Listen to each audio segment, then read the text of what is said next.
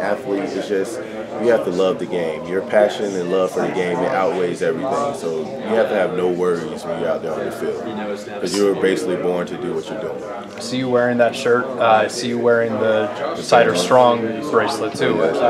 When you guys, obviously good news in the end, but when you had somebody like Jaden going through that, how important was something like this? I know that he frequently was talking about the low-life culture and all of that, to instill that from you guys as players to him, somebody you considering like a little brother.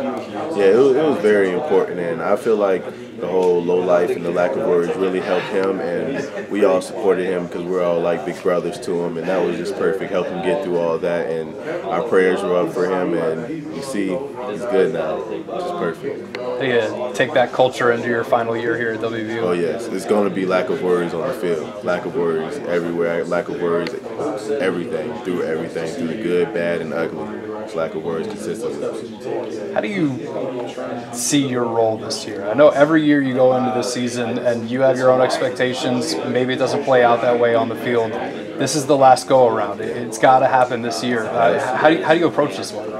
Just going to take advantage of everything. And that's all the small things, all the big things, every play, special teams, anything, offense, whatever I can help this team win a championship, especially for my last year. So just going to take advantage of everything. How's it been as you watch somebody like Kevin and Mario come into the program? I know that they looked up to you as somebody who knew the offense better than they did, and then you see the way they excel.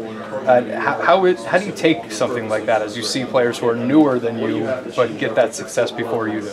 I mean, it really just motivates me and fuels my grind to just go harder, and I must have been doing something wrong, and that I corrected this year, especially in the off season with just working out and doing all just the little things, staying late, being the last person to leave, watching a lot of film, and just working on little things I need to work on that's going to improve my game. So, I mean, they really motivated me.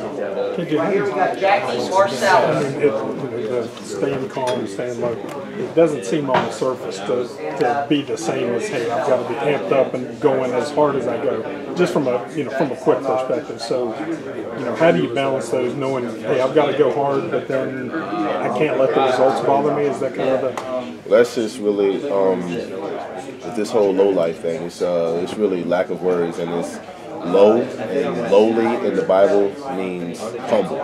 So it's a humble way of living, and you have to stay humble and level through your success and through your negatives, and that's just what really keeps me going. It keeps me neutral in everything because you can't be too high, you can't be too low. Can you get response from teammates and other people? I mean, you see those posts on social media from you about that as well. Yes, I mean, it warms my heart, honestly, and just because it's helping people, especially like younger athletes and stuff around the area and just in the country. It's helping because they need stuff like that. They need motivation because they're not really receiving the right motivation that's going to help them. Because I done been through high school, I done been through middle school, I'm in college, I'm at this level, and I just want to help people. That's the only thing I want to do. On the field, how do you develop rapport with a starting quarterback when you may not get a ton of practice reps with him when you're working with the backups? Really, it's just, I feel like it's just me and the football out there. So whoever it is,